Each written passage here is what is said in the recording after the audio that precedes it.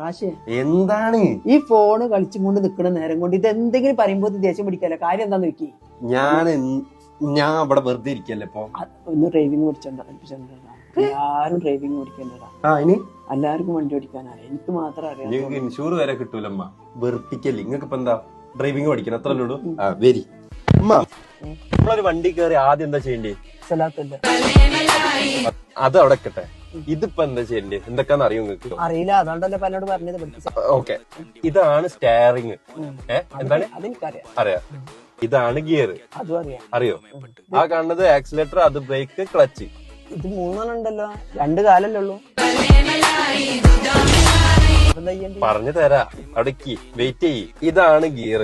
ഇതെന്താണ് ഈ ഇംഗ്ലീഷ് അക്ഷരത്തിൽ 6 ഉള്ളത്? ബാക്കിയൊക്കെ നമ്പറാണല്ലോ. ഒന്ന് പറയും. ഇത്രയും വലിയ ഗതികെട്ടവൻ ഈ ലോകത്ത് വേറെ ആരെങ്കിലും ഉണ്ടാവും എന്റെ കർത്താവേ. ആദ്യം തന്നെ നമ്മൾ വണ്ടി ഓണാക്കാൻ പഠിക്കും.